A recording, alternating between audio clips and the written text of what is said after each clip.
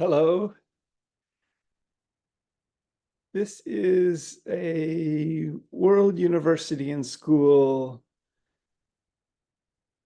history for an upcoming book from the academic press at World University and School. A book tentatively titled Society, Information Technology, and the Global University. I'm holding up a sticker now with the two main URLs and two Twitters. And this is a video for further the later chapters in this book as I seek to harvest my blog from first the year 2008 regarding how World University and School began. And this book asks, in general, and for World University and School too, the following questions. What is information technology, broadly conceived? How did it develop? Who did it? What is its history? What has been its geography? What has been the process of diffusion into the economy and society? And how and why did the network society take shape? So today, further, I'm going to ask, what is information technology regarding World University and School, broadly conceived? How did World University and School develop? Who created World University and School? MIT OpenCourseWare-centric Wiki World University and School, planned in 200 countries and in all 7,164 known living languages as wiki schools too. What is World University and School's history? That's further specifically what I hope to focus on today. What has been World University and School's geography in terms of its origins? What has been the process of diffusion into the economy and society? And how and why did World University and Schools network society take shape? So in asking these questions, in today's recording, I'd like to, which I hope to save to and post to the main World University and School active YouTube channel, youtube.com/Scott McLeod World University. I'd like to look at the following 7 blog posts, starting with Sunday, August 31st, 2008, and looking at a few more from September of 2008. So this particular history and geography of World University and School's origins focuses much on how World University and School seeks to create field sites and classrooms, STEAM field sites, science, technology, engineering, arts, and mathematics, classrooms and field sites, particularly research field sites in a physical digital conversation, and think by a realistic virtual Earth for field sites, Google Street View with Time Slider, Google Maps, Google Earth, TensorFlow AI with little Pegman becoming avatar agent electronic health records, and also our digital twins, which might be doing field work in a realistic virtual Earth. Think also Second Life, the 3D group buildable virtual world, where in Street View with Time Slider, we can all add pictures and videos and similar.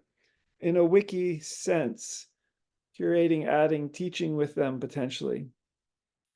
So in this blog post from Sunday, August 31st, 2008, when I was doing ethnographic fieldwork at Harbin Hot Springs in Northern California, 2.5 hours northeast of San Francisco, I was also preparing to write my first book, Naked Harbin Ethnography, with a focus on creating a virtual Harbin Hot Springs ethnographic field site for research. And Harbin, coming out of the 1960s and 1970s, 1973 in its current form, informs this idea, this planning for a realistic virtual Earth or as field sites, STEAM field sites, ethnographic field sites, and similar. So the blog post from Sunday, August 31st, 2008 is titled Hair, Harbin as Assemblage, Ashram, Envisioning Anew, and its Milieu. Harbin as Assemblage. Harbin is a very virtual place, and I think this has to do with its culture, or assemblage, in a Foucauldian sense. And this assemblage is both beautiful, unique, and a discourse in many ways. Harbin could have inspired Hair, the tribal love rock musical, which came out in the late 1960s, except that Harbin is in Northern California. There's a link to the Hair poster. Eastern spirituality at Harbin. Harbin is also an ashram in a sense. People come to Harbin in a similar way to that which they might spend time in an ashram in India. But this Harbin emerged in the 1970s in Northern California with a lot of experimentation and innovation, and was created by a wide variety of hippies. Many of these folks went to India in the 60s and 70s and had spiritual teachers from the East and West, but mostly with Eastern spiritual names. And around 2005, Harbin built its temple, a very beautiful structure that harmonizes with and reflects a oneness with a Harbin vision. At Harbin, some people are very sincere in their engagement with Indian spiritual traditions through service, devotion, meditation, or self-study, for example. Harbin, while supportive and receptive to these practices, is its own assemblage with its own practices, which I see as embracing and innovating with some of these spiritual practices. The 1960s and 1970s also drew a lot on an amazingly widespread array of spiritual practices from the East, although Hinduism in India did feature prominently. And a fair number of people at Harbin, residents and guests, have and use spiritual names for a variety of reasons. Now in 2008, people at Harbin are still engaging far-reaching spiritual language, but in a slightly less widespread way, as in the 1970s, I think. I've seen some beautiful yoga asana postures done on the sun deck near the pools at Harbin in the past few days.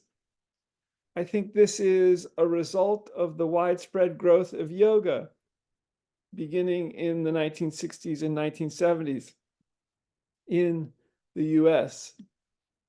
And all of these practices bring practitioners at Harbin closer to a kind of oneness. Oneness in Living is the title of Ishvara's book, who is the current founder of Harbin Hot Springs as we know it, as it is today. Envisioning the possible. Harbin also shows people a whole new range of possibilities coming from outside, i.e. the SF Bay Area or Northern California. It sort of, or anywhere, it sort of resets what you might think is possible to the possible again. Harbin is very cool this way. So if one's been away from Harbin for a while, it reminds you that creative possibilities exist. And if you're completely new to Harbin, it can be very mind expanding. In a sense, Harbin opens the possibility to envision things anew. Harbin's Milieu. A day at Harbin tends to take on a life of its own in remarkable ways. People's flow, as in the psychology of optimal experience, emerges, a book by Csikszentmihalyi.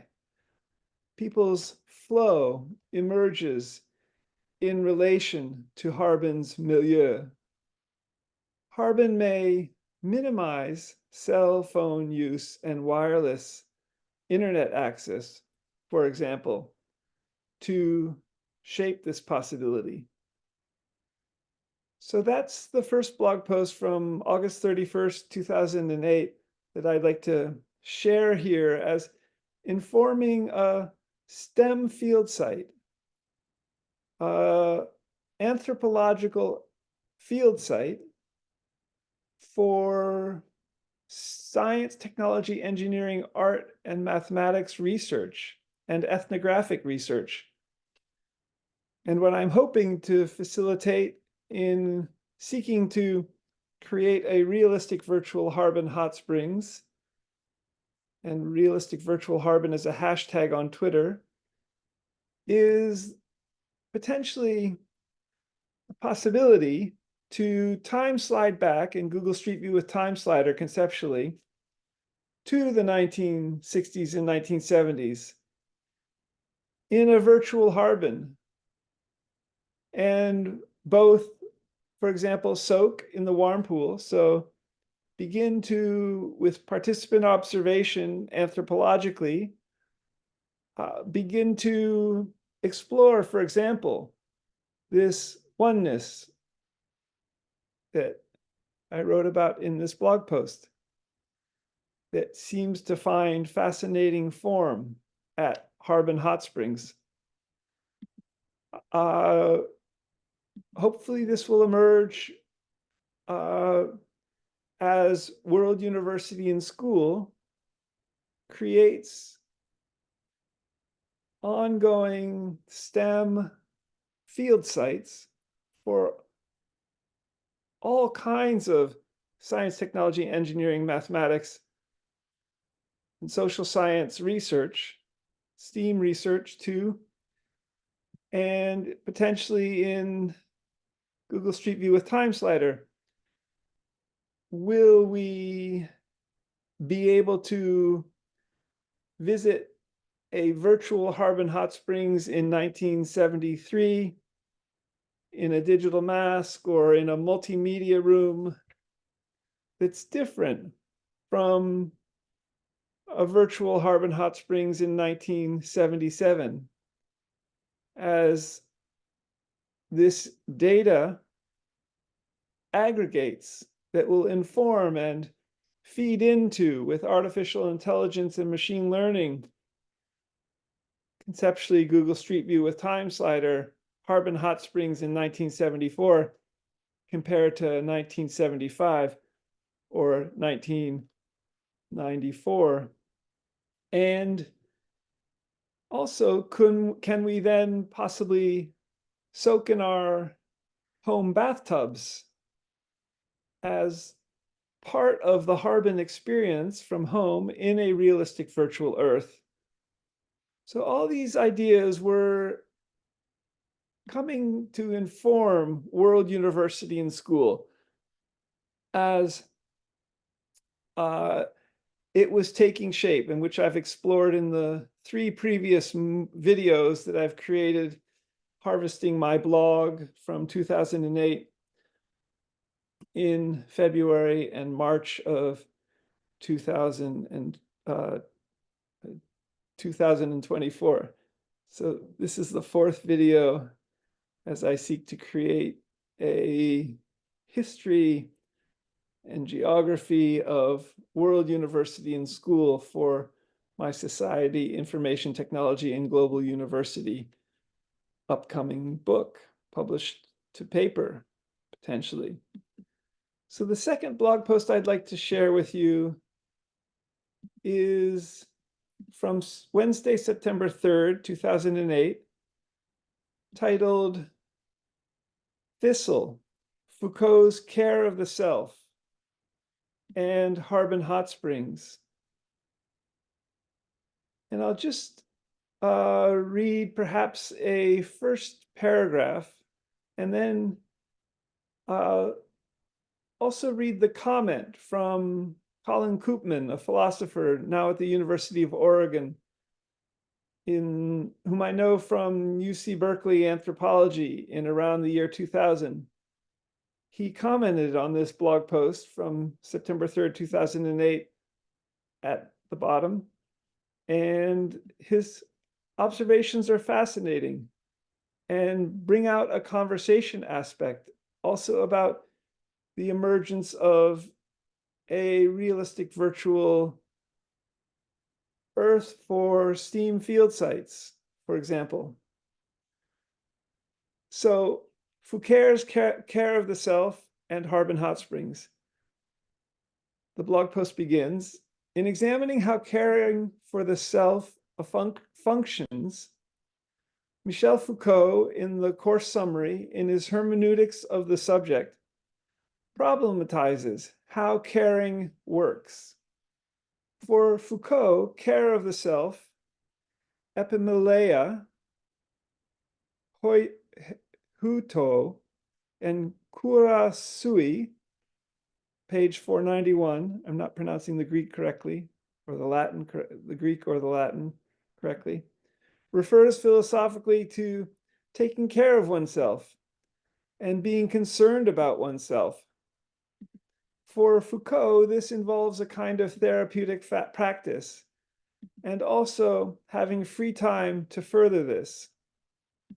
For Foucault, even as a philosophical activity, it's, quote, a form of activity where the term epimeleia itself refers not to just an attitude of awareness or a form of attention focused on oneself.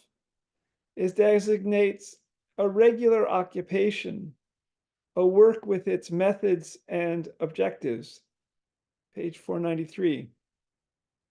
So the questions I'll problematize in this essay are, how would care of the self function on the ground at Harbin Hot Springs? What does the concept of self-knowledge, page 494, in caring for the self, refer to for Foucault, using Harbin as a site of inquiry?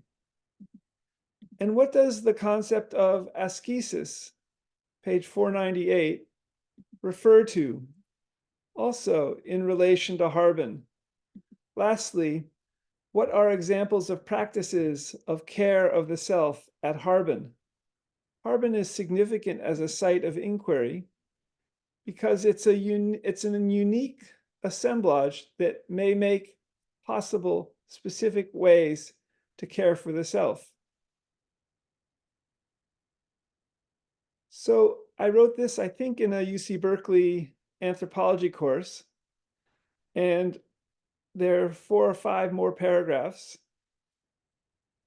And Colin Koopman replies a few weeks later, on September 22nd, 2008, Colin said, and this is in the comments of the blog post from Wednesday, September 3rd, 2008, Colin said, "Interesting, Scott. Obviously, all the work that would go into specifying and elaborating what care of self might be in this context." One rather quick thought is this. Care of self for Foucault is expressed in the figure of Socrates, Socrates as a midwife of self-care, a teacher of self-care, and a philosophical provocation to self-care. So in an open virtual world, self-care might take the form of practical engagements between a wise lover of self-care and a beginning student of self-care. Indeed, a virtual hot springs, while interesting, would be a rather desolate place were it not a site for some sort of interaction and engagement. I wonder if that resonates with your experience at Harbin. Why travel all the distance to Harbin, where you have a hot bathtub and salts in the other room? It must have something to do with, among other things, the social milieu of the place and the forms of self-care that are socially established and extended there, perhaps? Question mark. I have such an enormous baggage of reservations about Socrates from my reactions against a certain philosophical establishment that it's hard for me to know what to think of this. But when I can find the courage to read Foucault as trying to rescue Socrates from a certain interpretation of him that has been leveraged by contemporary professionalized philosophy, then this all seems easier. By the way, on open source, the thing to cite is certainly not the preliminary study we did at UC Berkeley last year, but Chris Kelt's 2 Bits book. So just in responding to Colin right now, on Thursday, March 14th, 2024, I think a realistic virtual Harbin hot springs for soaking in would be potentially a safe space to soak in from home. And regarding going to Harbin hot springs, again, and I seek to do so for my second Harbin hot springs ethnography book project, which I hope to publish from Google Street View with TimeSlider, both to paper and into a virtual, say a WUaS multimedia room in our homes or into brainwave headsets. Going to actual physical Harbin hot springs is something that people go there in many ways for. And one is as an anthropologist, 2 is as a meditator. The warm waters in the actual warm pool at Harbin hot springs create, I think, a de facto relaxation response that is a kind of remarkable meditation that informs Harbin's counterculture. I was very glad that Sunhart was a key anthropological informant for me. Sunhart had been there at Harbin Hot Springs, actual Harbin Hot Springs, since around 1980. Was brilliant, was very helpful from 2005 to 2016 when I was doing field work and then writing my first actual virtual Harbin ethnography. He's also very caring and quite loving, and perhaps made my access to Harbin safe even, perhaps responding to the language you use, Colin, in your comment on my 9/3/2008 blog post. Also, you raise philosophical questions in your comment, and Harbin Hot Springs is a church. So it's Heart Consciousness Church. It's a 501c3 nonprofit. And within thinking academic conversations, there's a significant bifurcation between sort of church or religion and philosophy that goes back a long ways. And so I wonder whether Foucault's philosophical questions regarding philosophical historical figures might be, from my interpretation as an anthropologist and an ethnographer of Harbin, less relevant than perhaps some sort of envisioning of Hindu spirituality and philosophical, related philosophical oneness thinking. Just some thoughts in response. And as I further seek to create MIT OpenCourseware-centric World University and School, emerging from this history of my doing ethnographic field site at Harbin Hot Springs in a very academic way too, but seeking to get at the experience of Harbin and recreate it in a virtual Harbin Hot Springs. So World University and School emerges out of this context that where I was doing ethnographic field site for a first book that was published about 9 years later, 11 years later, 9 years later, I guess, or so. And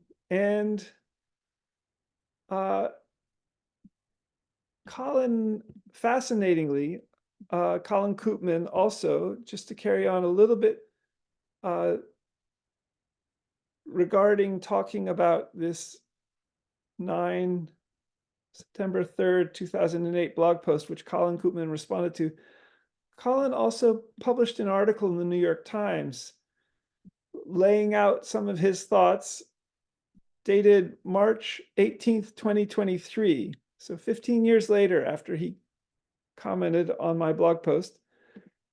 And regarding digital thoughts about how the information technology revolution is perhaps informing us as people, our subjectivity. The article in the New York Times is titled, "Your Data is Diminishing Your Freedom," and it's by David Marchese. And check it out. I've already added it to some of my blog posts. I'll add it to blog post today in scott-mccloud.com under virtual Harbin label. And fascinating that this ongoing philosophical examination of the influence of the information age and digitality take form in Colin Koopman's conversations and writings as a philosopher also of IT, as well as, I think, a Foucauldian. So further, this all informs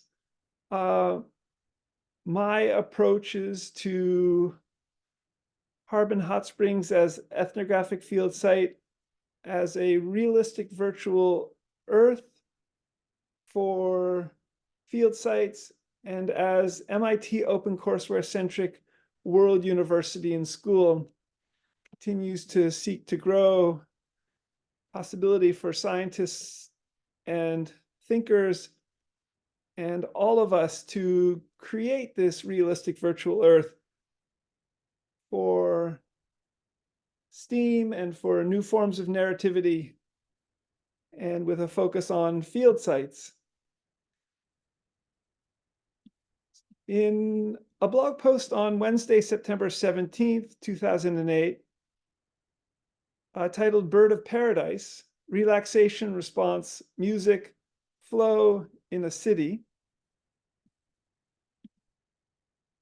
I wonder and write, practicing a musical instrument can offer richer and more immediate access to flow, the psychology of optimal experiences than not. Let's go there now. Omega-3 fatty acids, 1,000 milligrams 3 to 4 times per day from flaxseed oil, for example, can help in my experience. While Harbin also gives rise to flow, the psychology of optimal experiences in the aggregate, and more so than almost any place I know, Harbin's pools, beauty, easy sense of time and freeingness, as well as communal sociality, aren't readily available in a city. So dancing in mind while creating sound patterns, practicing, especially when this information technology for flow is fluent, lyrical, and rhythmic, what is optimal here for you in ongoing ways, and profoundly so, offers avenues for exploring flow and sometimes bliss. So practicing a musical instrument. And when the relaxation response is a beautiful communal warm pool, and when the relaxation response in a beautiful communal warm pool isn't readily available, one can come inwardly, exploring the relaxation response, for example, quite richly in a city shaped by modernity. I find this has beneficial consequences in other aspects of life as well. I'm not sure how this works neurophysiologically, but I think it has something to do with integrating the biology of one's body-mind through easing and the relaxation response and related social benefits vis-a-vis empathy. So with regard to MIT OpenCourseWare-centric World University and School online, I continue in the blog post, how might I or we learn how to develop this in a virtual university, in the World University and School Music School? And how would a virtual Harbin help facilitate this? For example, building on an extraordinary performance, audio or video recording of Mozart's Magic Flute, and also making it interactive in innovative, ongoing ways. What is the anthropology of this? And of practicing a musical instrument to elicit far-reaching flow experiences, and vis-a-vis brain research. So World University and School is seeking to create a music school for all known musical instruments ever in all known and extinct languages, each a wiki subject page for each musical instrument in each language, if useful, and also in a realistic virtual earth for history, for music, for musical instruments, and to study further how to perform in these ways, how to practice in ways that I explore in this blog post, a musical instrument, and perhaps how to access these experiences. And what is the anthropology of this and of practicing a musical instrument to elicit far-reaching flow experiences? And vis-a-vis brain research, how can we study this brain research aspect potentially from a realistic virtual Harbin hot springs from home in our bathtubs with a headband streaming into our avatar agent electronic health records? And how can we access this from the actual physical Harbin hot springs warm pool, also with a headband or a brainwave headset that would have Wi-Fi connectivity and could stream directly into our avatar agent electronic health records? And as sensors on this headband or brainwave headset iterated and allowed for further and deeper, non-invasive, non-harmful brain research at the neural and even molecular, as well as cellular, as well as street view levels. Fascinating possibilities and research projects ahead. In a blog post from September 23rd, 2008, titled Web, Avatar Agency, a talking Richard Rorty bot, I explore the idea of conceiving how independent avatars in a realistic virtual earth, Harbin, think Google Street View with time slider, think Pegman becoming independent avatars, might conversationally emerge using Richard Rorty, the philosopher at Stanford at the close of his career, as an example, and vis-a-vis poker bots and Chomsky bot and the Turing test. Can we create avatar agency? Can we create digital twins that might become conversational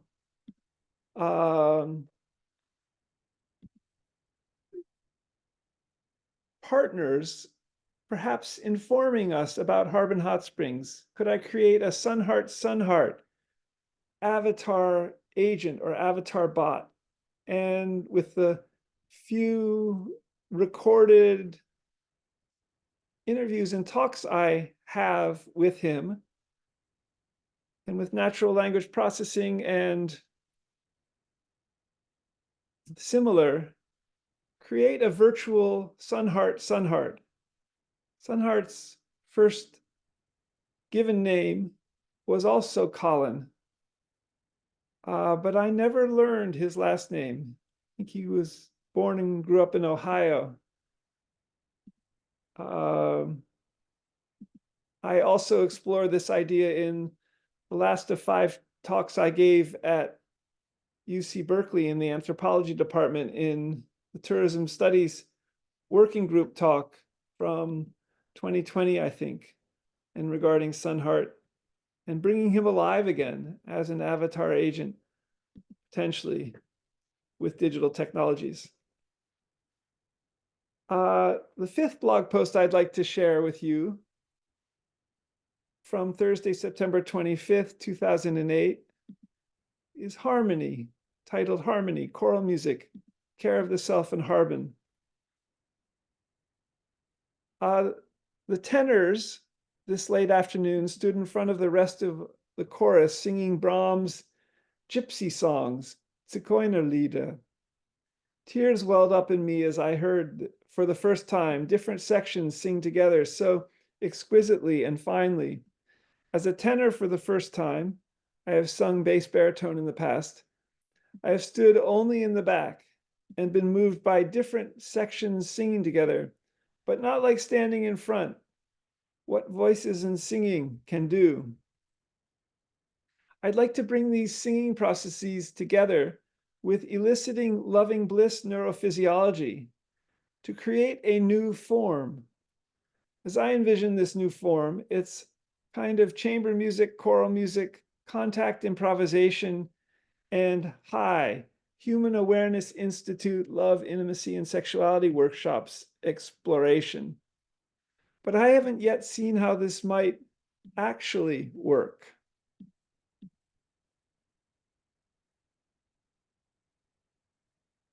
And I actually wrote out some comments to Colin Koopman.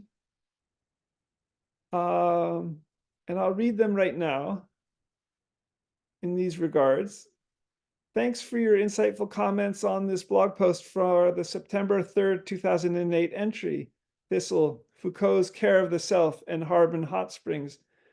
I think that ascesis as training, a development on Foucault's reading of it, already a salutary interpretation, and pedagogy, defined by a fairly well-defined set of goals vis-a-vis enjoyment at Harbin, vis-a-vis Foucault, is a potentially fruitful way to instantiate it.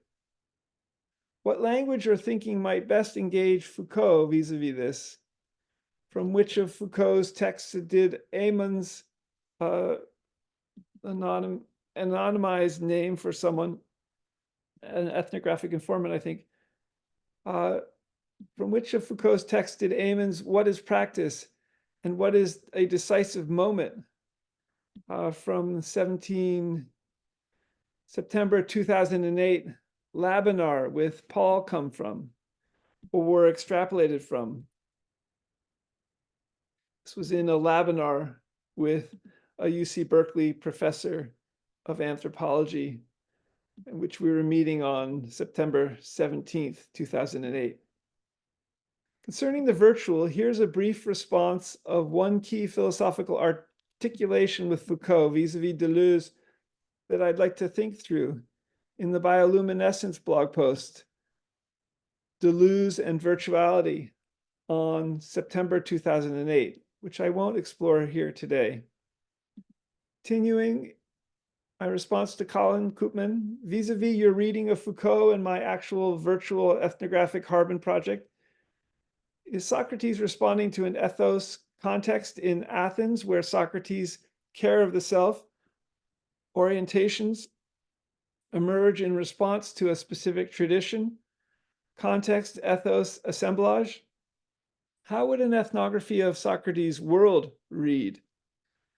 The actual Harbin may be a result of Ishvara's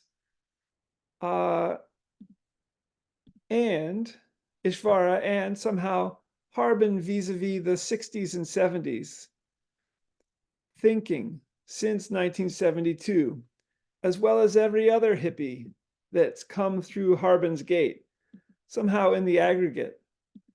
How might Foucault parse this, or I parse this vis-a-vis Foucault, as he was writing in the context of the intellectual liberations of the 60s and 70s as well? How might I rigorously and interestingly tease out a Harbin ethnos vis-a-vis the 60s and 70s, represented as actual and virtual Harbin, in relation to Foucault? I haven't thought of Harbin as a midwife heretofore. Harbin's sociality is unique, emerging from the 60s and 70s in a beautiful remote valley, where personal freedom is a key part of the ethos to a significant degree. I do want to make the relaxation response in a bathtub at home or anywhere while visiting virtual Harbin actual, and even Mozartian somehow, but it will only complement the touch, sociality, and proximity aspects of actual Harbin.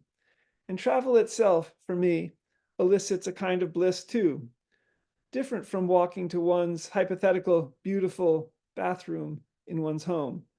And since Ishvara, the founder, who's still around, bought the Harbin property in 1972, Harbin's history has shaped its more remarkable milieu and is a geographically delimited field site. Its history is unique to Harbin as place. One can feel and know it as culture in a historical sense, pretty directly, if one thinks about it, especially while on property. I think Harbin offers an unique assemblage of flow, the psychology of optimal experiences, Csikszentmihalyi, in the aggregate, which I'd like to instantiate virtually in terms of care of the self, and perhaps vis-a-vis Deleuze.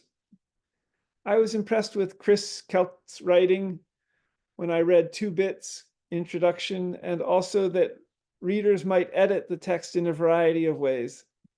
To make virtual Harbin editable or not is another question, vis-a-vis creating virtual Harbin as ethnography and as a comparable and comparative field site. How to create, complement, and add to the beauty that is already at Harbin as place and ethos, which I can see metaphorically as a kind of improvisational opera occurring in Harbin, visitors, and residents. So I'm wondering, vis-a-vis Foucault and Paul, how I might engage the many practices of Harbin, going to the pools and related relaxation response, relaxing on the sun deck, with friends or alone, the potential for intimacy, the nakedness, the watsu, water shiatsu, and water dance, the unconditional dances, the coming into the moment, the present, and letting things go, the 150 to 180 residents as key parts of this assemblage with their own unique wisdom and as friends, the films in the theater, the milieu of nature and clean air, the food in the restaurant and the market, the musical events, the hippie, new age, thinking in liberating and positive senses, the hippie, bohemian ethos, the cleanliness vis-a-vis the pools, the simplicity, the possibility to camp and live outside as aspects of a specific Harbin assemblage of care of the self that I might read as ascesis and pedagogy and or practice and decisive moments, a la Amen.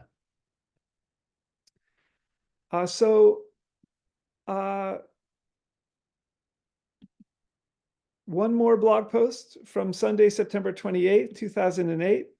Hive, Harbin, honey, warm water, and culture. Harbin is a honeycomb beehive. If archiving Harbin is partly about understanding and how communication works in an archive of counterculture, how will I engage this in building a virtual world?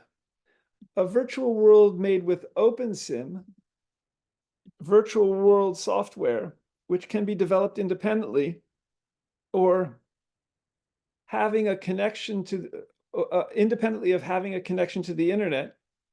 Harbin doesn't have Wi-Fi for guests. So it's sort of like Second Life, also OpenSim is, and as a kind of archive. Harbin is an arch hive, making honey. Such metaphors and characterization of communication and language open ways to understand Harbin as an unique social constellation assemblage. How Harbin as an assemblage, how is Harbin an archive for a kind of living wisdom of the 1960s and 70s that is living the future, a 1996 pamphlet that Harbin residents wrote and published? The present and potential for intimacy are central to this experience. Some Harbin residents have thought of Harbin as an arc too. Harbin has been experimental in a wide variety of ways. I think part of the honey that's produced at Harbin has to do with the relaxation response in the pools, a kind of oneness, and in the pool area, as well as the nudity that many people find beneficial. As I see it, this and Harbin emerged from the 1960s and 70s. And when a kind of Harbin omega brain, vis-a-vis the harmonizing effects of omega-3 fatty acids, e.g., 1,000 milligrams of flaxseed oil 3 to 4 times a day, a term I coined just now, possibly. A Harbin experience, as I understand it, is generated. Life is sweet. And lastly, Tuesday, September 30th, 2008 blog post, Melis, Harbin, Culture, Virtuality, and Foucault. I'm interested in Harbin hot springs ethnographically for a wide variety of reasons. Metaphorically, how does Harbin hot springs produce the honey, which may include the relaxation response quality and qualities of free sociality and creativity there that it does.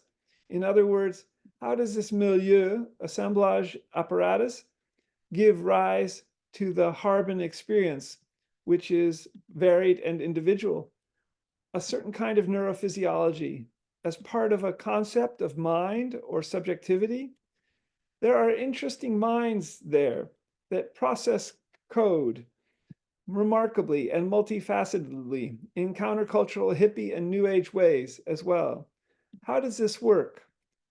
Also, how do the serendipity and synchronicity I see and experience at Harbin work? I don't know the academic literature on anthropology or philosophy of serendipity or synchronicity, aspects of humanness, nor the anthropology or philosophy of the present. Thoughts? In what ways might Michel Foucault address some of these questions? Also, how would Foucault approach questions of the experience of the present, the now, in terms of history? Perhaps it's the opposite of stultitia and is instead an example of what remarkable practices and decisive moments of care of the self give rise to. How might I examine all of this in Foucauldian terms? In general, these are all questions about how unique cultural phenomena, subjectively experienced, work. Culture can be both very ephemeral, yet very real through communication and language. I'm also interested in documenting Harbin. It's a remarkable, unique social constellation, instantiation of care of the self, both as ethnography and as a virtual world, and both in the present and since 1972, through observation, talking and writing, and digital coding. In doing so, I'd like to explore how one might generalize ways of being, thinking processes, as well as experiences, flow the psychology of optimal experience in the aggregate, and then generate these in new form, virtually. In the context of a virtual world, which we might all edit and develop, people in their creativity might create new Harbin-related, for example, experiences, or STEAM field site related experiences at MIT OpenCourseWare-centric Wiki World University and School, where Harbin is experimental and as an assemblage instantiates creative possibility. It's real and remarkable when I think about it. So in documenting, archiving it, what a folklorist might do, I'd like to understand it, to open the possibility to instantiate it in new ways through a kind of generalization process expressed virtually that one might experience, might affect subjectivity in Foucauldian terms. These are questions I'm interested in.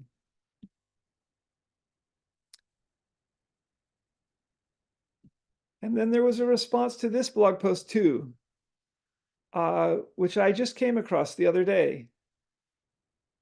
Anonymous said, "Hello, Scott. Your blog entry came to my attention in a Google alert just as I was about to post something about Harbin culture too. It's far too long since I visited, so I'm happy to hear that the air and water there are much the same. My own blog is new too, and I'd be delighted if you'd browse there and leave a comment if you feel so inspired. Ah, the thought of heading north to Harbin as you were yesterday. I enjoyed dandelion seeds as well also. Here's a link to my posting today.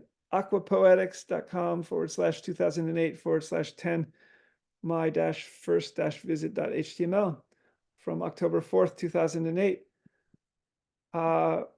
in this blog post of Tuesday, September 30th, 2008.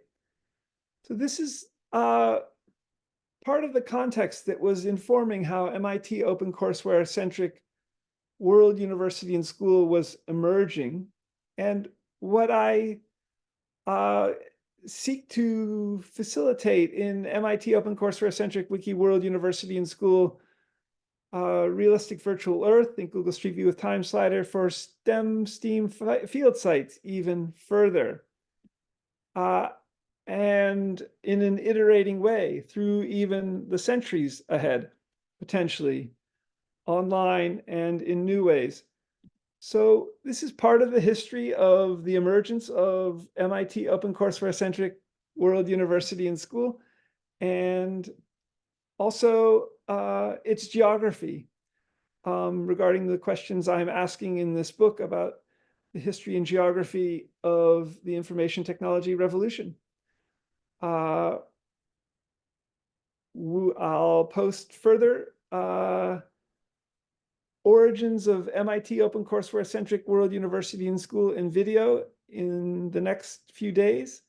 And until then, I'll post the video recording of this to my blog, scott-mccloud.blogspot.com, and to main Twitter feeds for World University and School, twitter.com/WORLDUNIVANDSCH, twitter.com/WUaS PRESS, and others like twitter.com/SCOTTMACLEOD and twitter.com/SGKMACLEOD, and importantly, twitter.com/HARBINBOOK, Harbin Book, twitter.com Harbin Book, as well as twitter.com OpenBand. Until next time, post this also to youtube.com/Scott McCloud World University. Bye for now.